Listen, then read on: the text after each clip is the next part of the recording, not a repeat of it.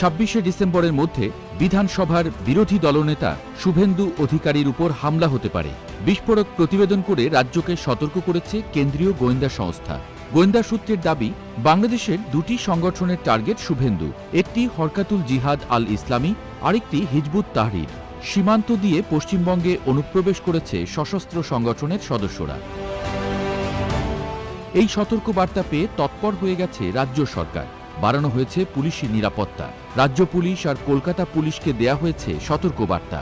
বিভিন্ন গণমাধ্যম সূত্র বলছে, 16 ডিসেম্বর গোয়েন্দা সংস্থার পক্ষ থেকে রাজ্য সরকারকে প্রতিবেদন পাঠানো হয়, যেখানে বলা হয় যে কোনো জনসভায় শুভেন্দুর উপর হামলা হবে।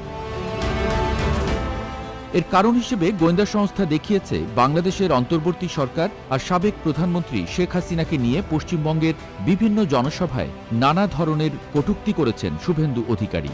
তার জেরেই শুভেন্দুর উপর হামলার ছক রয়েছে বলে দাবি করা হয়েছে। আশঙ্কার কথা রাজ্য পুলিশের ডিজি থেকে বিভিন্ন স্তরে জানিয়েছেন গোয়েন্দারা।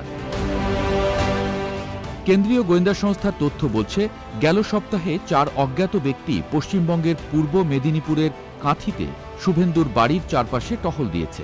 গোয়েন্দা সংস্থার দাবি, এ সময় শুভেন্দুর বাড়ির ছবি ও ভিডিও ধারণ করা হয়। তারা বলছেন, বাংলাদেশের সংগঠনের সঙ্গে এই ব্যক্তিদের যোগসূত্র রয়েছে। গোয়েন্দা বাহিনীর কাছে এই খবরও আছে হামলা কোথায় কোথায় হবে। এই প্রতিবেদন প্রকাশের পর মুখ খুলেছেন বিজেপি নেতা অর্জুন সিং। জানান, স্টেট এজেন্সির মদদে শুভেন্দুকে হত্যার ছক কষা হচ্ছে।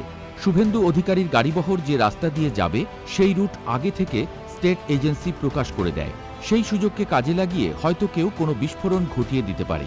শুধু তাই নয়, সাংবাদিক সেজে বুম হাতে নিয়ে কেউ শুভেন্দুর ক্ষতি করতে পারে বলেও দাবি করেন তিনি। সেই সঙ্গে শুভেন্দুর নিরাপত্তা বাড়াতে কেন্দ্রীয় সরকারের প্রতি আহ্বান জানানো হয়। 2020 সালে বিজেপিতে যোগ দেওয়ার পর থেকে কেন্দ্রের দেয়া Z+ নিরাপত্তা পান শুভেন্দু অধিকারী। তার নিরাপত্তায় থাকেন CISF এর সেনারা।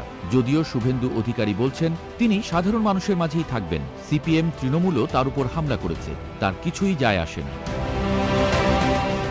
সম্প্রতি তিনি মন্তব্য করেন, বাংলাদেশের অন্তর্বর্তীকালীন সরকার অবৈধ। বৈধ প্রধানমন্ত্রী শেখ হাসিনাকে বাংলাদেশে ফিরিয়ে আনতে সাহায্য করবেন তিনি। ভারত বিদ্যুৎ না দিলে বাংলাদেশ অন্ধকার হয়ে যাবে। বাংলাদেশে যুদ্ধ বিমান পাঠাবেন, এমন নানা ভিত্তিহীন মন্তব্য করে আলোচনার কেন্দ্রবিন্দুতে আসেন শুভেন্দু।